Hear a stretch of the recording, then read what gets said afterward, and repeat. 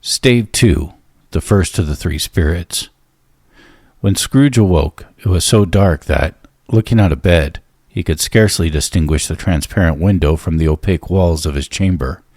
He was endeavoring to pierce the darkness with his ferret eyes, when the chimes of a neighboring church struck the 4 quarters, so he listened for the hour. To his great astonishment, the heavy bell went on from 6 to 7, and from 7 to 8, and regularly up to 12, then stopped. 12. It was past 2 when he went to bed. The clock was wrong. An icicle must have gotten into the works. 12. He touched the spring of his repeater to correct his most preposterous clock. Its rapid little pulse beat 12, and stopped.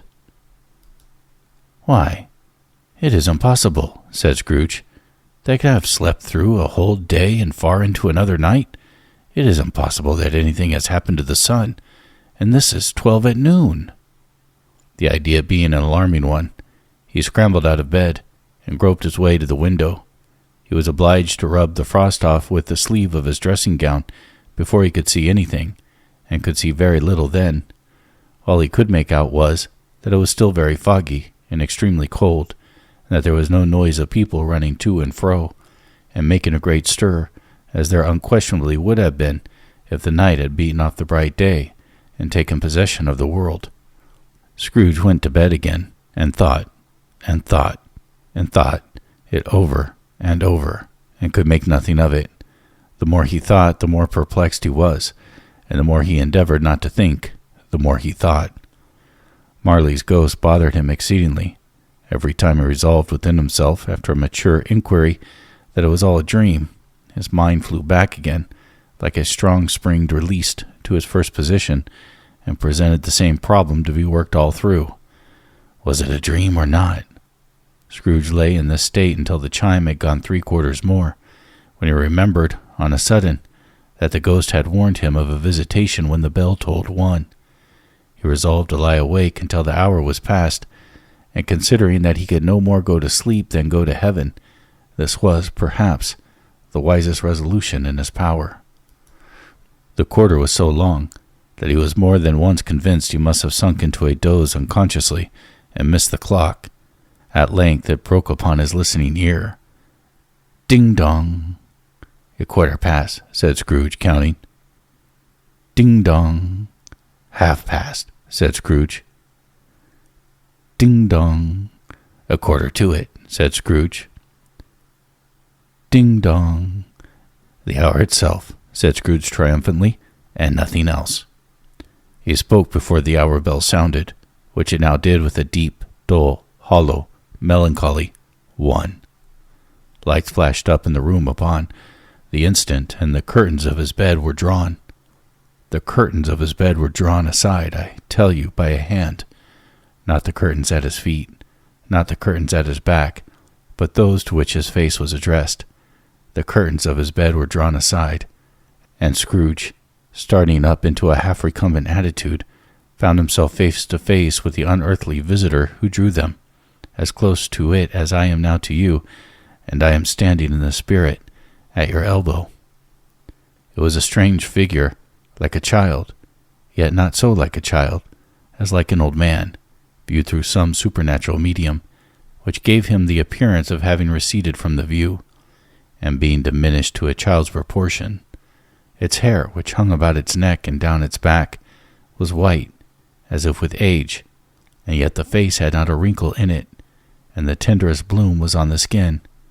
The arms were very long and muscular, the hands the same, as if its hold were of uncommon strength. Its legs and feet, most delicately formed, were, like those upper members, bare. It wore a tunic of the purest white, and round its waist was a band of lustrous belt, the sheen of which was beautiful. It held a branch of fresh green holly in its hand, and in singular contradiction to that wintry emblem, had its dress trimmed with summer flowers. But the strangest thing about it was, that from the crown of its head there sprung a bright, clear jet of light, by which all of this was visible, and which was doubtless the occasion of its using, in its duller moments, a great extinguisher for a cap, which it now held under its arm. Even this, though, when Scrooge looked at it with increasing steadiness, was not its strangest quality, for as its belt sparkled and glittered now in one part and now in another, and what was light on one instant at another time was dark, so the figure itself fluctuated in its distinctness, being now a thing with one arm, now with one leg, now with 20 legs, now a pair of legs without a head, now a head without a body, of which dissolving parts no outline would be visible in the dense gloom wherein they melted away, and in the very wonder of this, it would be itself again, distinct and clear as ever. "Are you the spirit, sir, whose coming was foretold to me?" asked Scrooge. "I am." The voice was soft and gentle, singularly low, as if instead of being so close beside him, it were at a distance. "Who and what are you?" Scrooge demanded. "I am the ghost of Christmas past." "Long past?" inquired Scrooge, observant of its dwarfish stature. "No, your past." Perhaps Scrooge could not have told anybody why, if anybody could have asked him, but he had had a special desire to see the spirit in his cap, and begged him to be covered. "What?" exclaimed the ghost.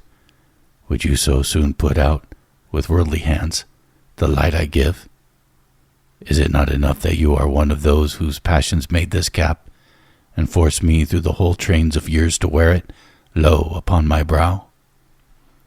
Scrooge reverently disclaimed all intention to offend, or any knowledge of having wilfully bonneted the spirit at any point of his life.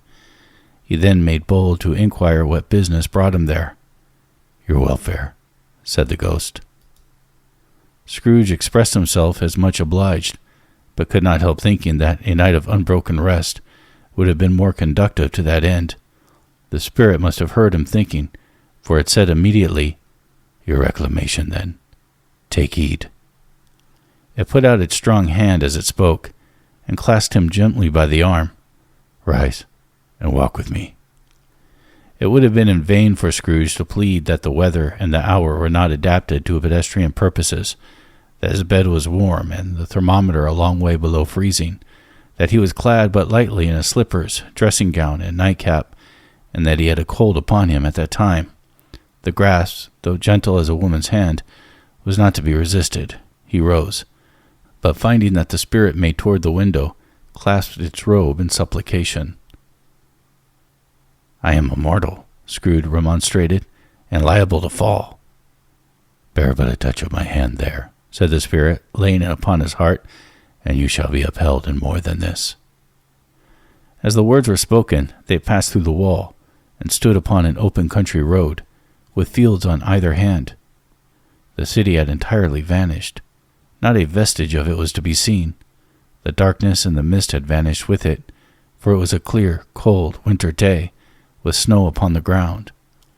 "Good heaven," said Scrooge, clasping his hands together, as he looked about. "I was bred in this place. I was a boy here." The spirit gazed upon him mildly. Its gentle touch, though it had been light and instantaneous, appeared still present to the old man's sense of feeling. He was conscious of 1,000 odors floating in the air, each one connected with 1,000 thoughts and hopes and joys and cares long, long forgotten. "Your lip is trembling," said the ghost. "And what is that upon your cheek?" Scrooge muttered, with an unusual catching in his voice, that it was a pimple, and begged the ghost to lead him where he would. "You recollect the way?" inquired the spirit. "Remember it," cried Scrooge with fervor. "I could walk it blindfold." "Strange to have forgotten it so many years," observed the ghost. "Let us go on." They walked along the road, Scrooge recognizing every gate and post and tree, until a little market town appeared in the distance, with its bridge, its church, and winding river. Some shaggy ponies now were seen trotting toward them, with boys upon their backs, who called to other boys in country gigs and carts, driven by farmers. All these boys were in great spirits, and shouted to each other, until the broad fields were so full of merry music that the crisp air laughed to hear it. "These are but shadows of things that have been," said the ghost. "They have no consciousness of us." The jocund travelers came on, and as they came, Scrooge knew and named them every one. Why was he rejoiced beyond all bounds to see them? Why did his cold eye glisten and his heart leap up as they went past. Why was he filled with gladness when he heard them give each other Merry Christmas as they parted at crossroads and byways for their several homes? What was Merry Christmas to Scrooge? Out upon Merry Christmas, what good had it ever done to him? "The school is not quite deserted," said the ghost. "A solitary child, neglected by his friends, is left there still." Scrooge said he knew it, and he sobbed. They left the high road by a well-remembered lane, and soon approached a mansion full of red bricks, with a little weathercock-surmounted cupola on the roof, and a bell hanging in it. It was a large house, but one of broken fortunes, for the spacious offices were little used. Their walls were damp and mossy, their windows broken, and their gates decayed. Fowls clucked and strutted in the stables, and the coach houses and sheds were overrun with grass. Nor was it more attentive of its ancient state within, for entering the dreary hall and glancing through the open doors of many rooms, they found them poorly furnished, cold, and vast. There was an earthly savor in the air, a chilly bareness in the place which associated itself somehow with too much getting up by candlelight and not too much to eat. They went, the ghost and Scrooge, across the hall, to a door at the back of the house. It opened before them and disclosed a long, bare, melancholy room, made barer still by lines of plain deal forms and desks. At one of these a lonely boy was reading near a feeble fire, and Scrooge sat down upon a form and wept to see his poor forgotten self as he had used to be. Not a latent echo in the house, not a squeak and scuffle from the mice behind the paneling, not a drip from the half-thawed waterspout in the dole yard behind, not a sigh among the leafless boughs of one despondent poplar, not the idle swinging of an empty storehouse door, no, not a clicking in the fire, but fell on the heart of Scrooge with softening influence, and gave a freer pass to his tears. The spirit touched him on the arm, and pointed to his younger self, intent upon his reading. Suddenly a man, in foreign garments, wonderfully real and distinct to look at, stood outside of the window, with an axe stuck in his belt, and leading by the bridle an ass laden with wood. "Why, it's Ali Baba!" Scrooge exclaimed in ecstasy. "It's dear old, honest Ali Baba. Yes, I know. One Christmas time, when yonder solitary child was left here all alone, he did come for the first time, just like that. Poor boy. And Valentine," said Scrooge, "and his wild brother Orson. There they go. And what's his name? Who put down in his drawers asleep at the gate of Damascus? Don't you see him? And the Sultan's groom turned upside down by the genie. There he is upon his head. Serve him right. I'm glad of it. What business had he to be married to the princess?" To hear Scrooge expending all the earnestness of his nature on such subjects, in a most extraordinary voice between laughing and crying, and to see his heightened and excited face, would have been a surprise to his business friends in the city indeed. "There's the parrot," cried Scrooge. "Green body and yellow tail, with a thing like lettuce growing on top of its head. There he is. Poor Robin Crusoe. He called him when he came home again, after sailing round the island. Poor Robin Crusoe. Where have you been, Robin Crusoe?" The man thought he was dreaming, but he wasn't. It was the parrot, you know. There goes Friday, running for his life to the little creek. "Hello, Hoop, hello!" Then, with a rapidity of transition very foreign to his usual character, he said, in pity of his former self, "Poor boy," and cried again. "I wish," Scrooge muttered, putting his hand in his pocket and looking about him after drying his eyes with his cuff, "but it's too late now." "What is the matter?" asked the spirit. "Nothing," said Scrooge, "nothing. There was a boy singing a Christmas carol at my door last night. I should like to have given him something, that's all." The ghost smiled thoughtfully and waved its hand, saying, as it did so, "Let us see. Another Christmas." Scrooge's former self grew larger at the words, and the room became a little darker and more dirty. The panels shrunk, the windows cracked, fragments of plaster fell out of the ceiling, and the naked laths were shown instead. But how all this was brought about, Scrooge knew no more than you do. He only knew that it was quite correct, that everything had happened so, that there he was, alone again, when all the other boys had gone home for the jolly holidays. He was not reading now, but walking up and down despairingly. Scrooge looked at the ghost and, with a mournful shaking of his head, glanced anxiously towards the door. It opened, and a little girl, much younger than the boy, came darting in, and putting her arms about his neck and kissing him, addressed him as "Dear, dear brother." "I have come to bring you home, dear brother," said the child, clapping her tiny hands and bending down to laugh. "To bring you home, home, home." "Home, little Fan?" returned the boy. "Yes," said the child, brimful of glee. "Home, for good and all, home for ever and ever. Father is so much kinder than he used to be. That's home's like heaven.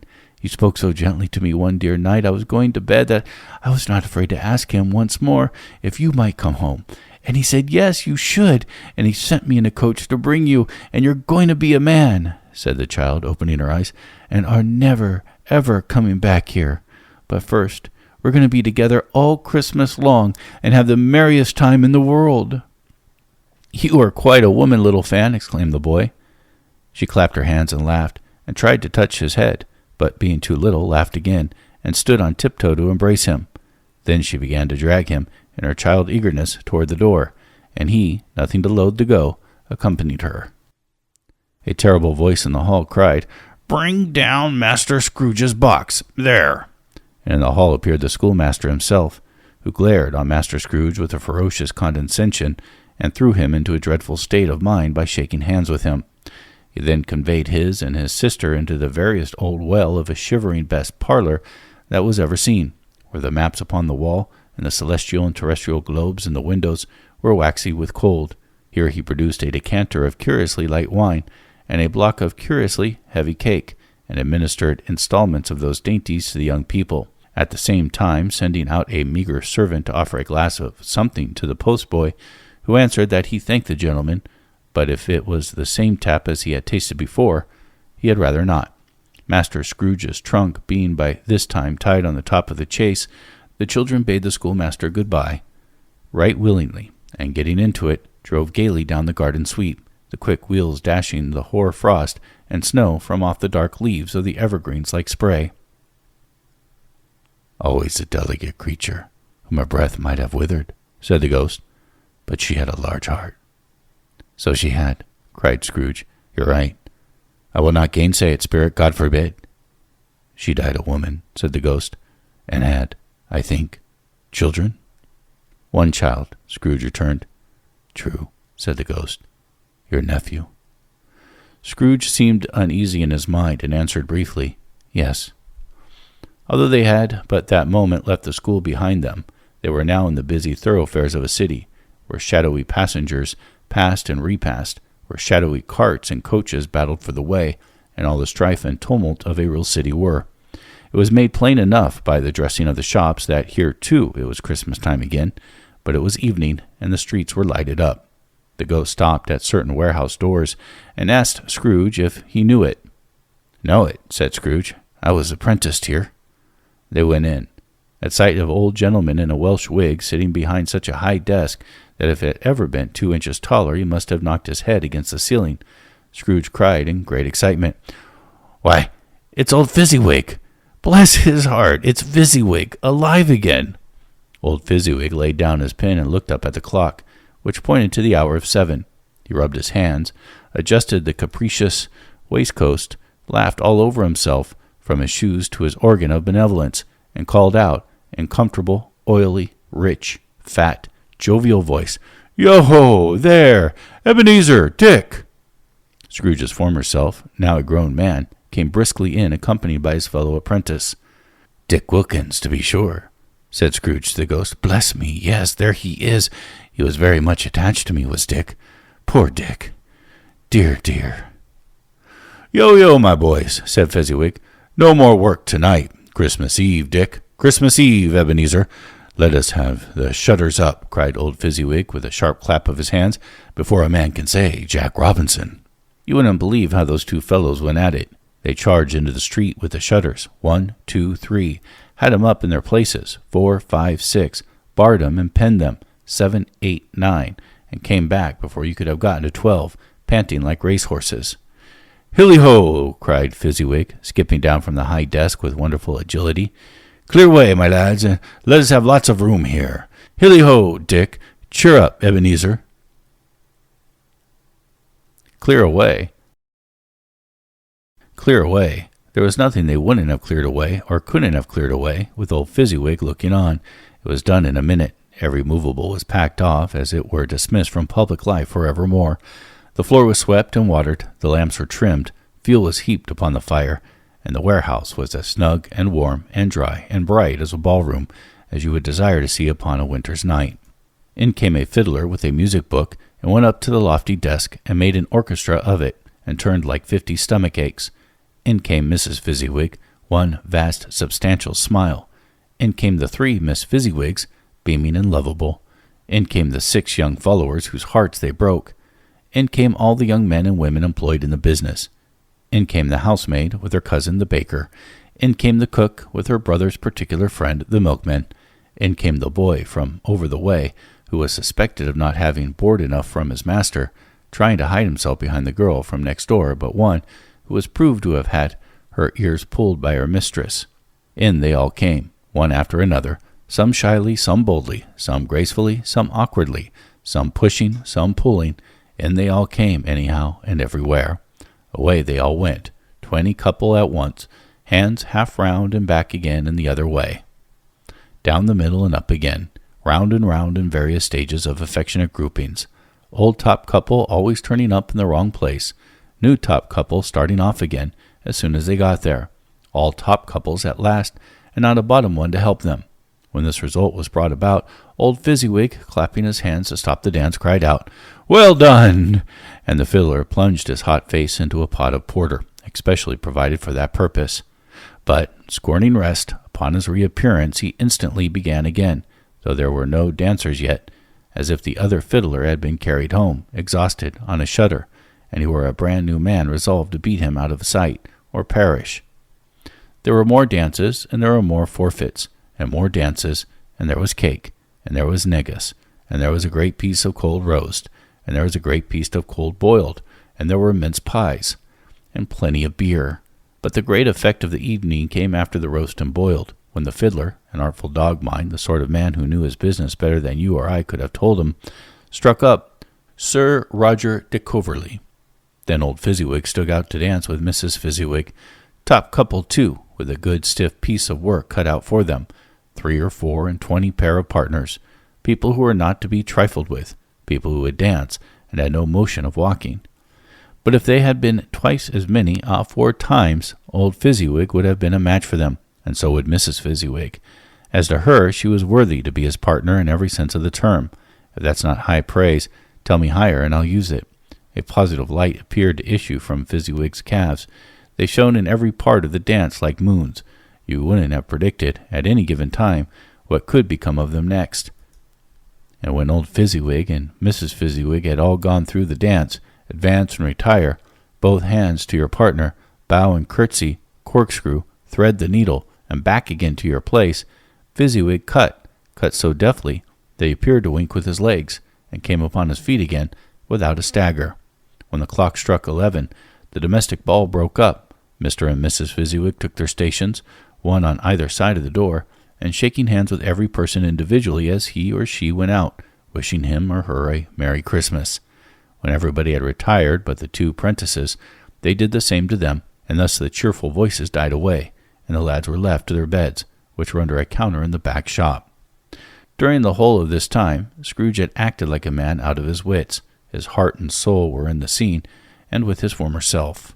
He corroborated everything, remembered everything, enjoyed everything, and underwent the strangest agitation. It was not until now, when the bright faces of his former self and Dick were turned from them, that he remembered the ghost, and became conscious that it was looking full upon him, while the light upon its head burned very clear. "A small matter," said the ghost, "to make these silly folks so full of gratitude." "Small," echoed Scrooge. The spirit signed him to listen to the 2 apprentices, who were pouring out their hearts in praise of Fezziwig, and, when he had done so, said, "Why, is it not? He has spent but a few pounds of your mortal money. 3 or 4, perhaps. Is that not so much that he deserves this praise?" "It isn't that," said Scrooge, heated by the remark, and speaking unconsciously like his former, not his latter self. "It isn't that, Spirit. He has the power to render us happy or unhappy, to make our service light or burdensome, a pleasure or a toil. Say that his power lies in words and looks, and things so slight and insignificant that it is impossible to add and count them up. What then? The happiness he gives is quite as great as if it cost a fortune." He felt the spirit's glance and stopped. "What's the matter?" asked the ghost. "Nothing. Nothing particular," said Scrooge. "Something, I think," the ghost insisted. "No," said Scrooge. "No. I should like to be able to say a word or two to my clerk just now. That's all." His former self turned down the lamps as he gave utterance to the wish, and Scrooge and the ghost again stood side by side in the open air. "My time grows short," observed the spirit. "Quick." This was not addressed to Scrooge or to anyone whom he could see, but it produced an immediate effect, for again Scrooge saw himself. He was older now, a man in the prime of life. His face had not the harsh and rigid lines of later years, but it had begun to wear the signs of care and avarice. There was an eager, greedy, restless motion in the eye, which showed the passion that had taken root, and where the shadow of the growing tree would fall. He was not alone, but sat by the side of a fair young girl in a mourning dress, whose eyes were in tears, which sparkled in the light that shone out of the ghost of Christmas past. "It matters little," she said softly, "to you. Very little. Another idol has displaced me, and if it can cheer and comfort you in time to come, as I would have tried to do, I have no just cause to grieve." "What idol has displaced you?" he rejoined. "A golden one." "This is the even-handed dealing of the world," he said.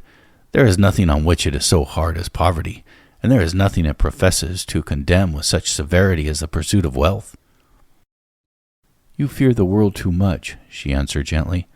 "All your other hopes have merged into the hopes of being beyond the chance of its sordid reproach.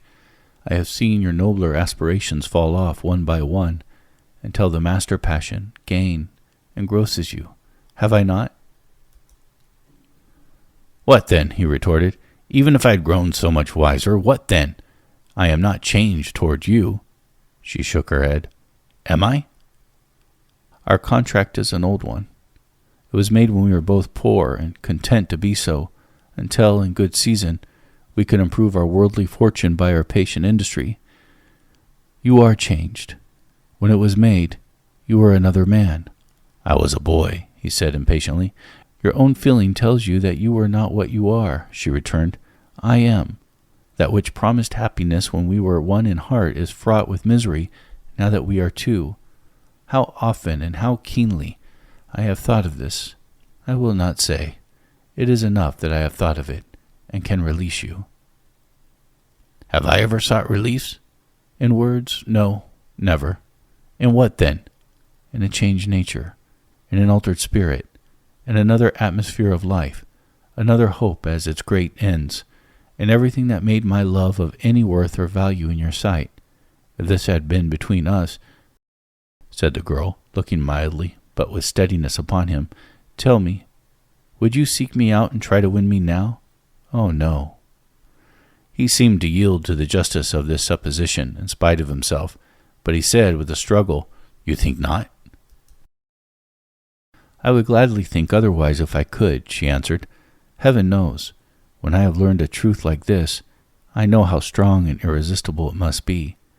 But if you were free today, tomorrow, yesterday, can even I believe that you would choose a dowerless girl? You who, in your very confidence with her, weigh everything by gain? Or, choosing her, if for a moment you were false enough to your own guiding principle to do so? Do I not know that your repentance and regret would surely follow? I do, and I release you, with a full heart, for the love of him you once were." He was about to speak, but with her head turned from him, she resumed, "You may, the memory of what is past half makes me hope that you will, have pain in this, a very, very brief time, and you will dismiss the recollection of it gladly as an unprofitable dream, from which it had happened well that you awoke. May you be happy in the life that you have chosen." She left him, and they parted. "Spirit," said Scrooge, "show me no more. Conduct me home. Why do you delight to torture me?" "One shadow more," exclaimed the ghost. "No more," cried Scrooge. "No more. I don't wish to see it. Show me no more." But the relentless ghost pinioned him in both his arms and forced him to observe what happened next. They were in another scene and place, a room, not very large or handsome, but full of comfort. Near to the winter fire sat a beautiful young girl, so like that last Scrooge believed it was the same, until he saw her, now a comely matron, sitting opposite her daughter. The noise in the room was perfectly tumultuous, for there were more children there than Scrooge in his agitated state of mind could count, and, unlike the celebrated herd in the poem, there were not 40 children conducting themselves like one, but every child was conducting itself like 40. The consequences were uproarious beyond belief, but no one seemed to care.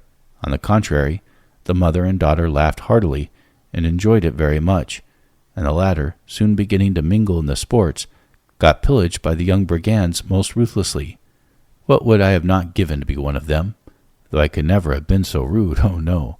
I wouldn't for the wealth of all the world have crushed that braided hair and torn it down, and for the precious little shoe, I wouldn't have plucked it off, God bless my soul, to save my life. As to measuring her waist in sport, as they did, bold young brood, I couldn't have done it. I should have expected my arm to have grown around it for punishment, and never come straight again. And yet I should have dearly liked, I own, to have touched her lips, to have questioned her, that she might have opened them, to have looked upon the lashes of her downcast eyes and never raised a blush, to have let those waves of hair, an inch of which would be a keepsake beyond price.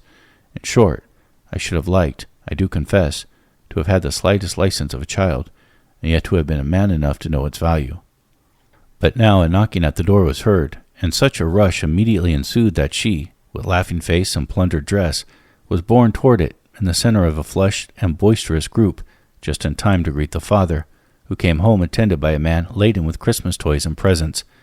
Then the shouting and the struggling and the onslaught that was made on the defenseless porter, the scaling him with chairs for ladders, to dive into his pockets, to spoil him of brown paper parcels, hold on tight by his cravat, hug him around the neck, pommel his back, and kick his legs in irrepressible affection. The shouts of wonder and delight with which the development of every package was received, the terrible announcement that the baby had been taken in the act of putting a doll's frying pan into the mouth, and was more than suspected of having swallowed a fictitious turkey glued on a wooden platter. The immense relief of finding this a false alarm, the joy and gratitude and ecstasy, they are all indescribable alike.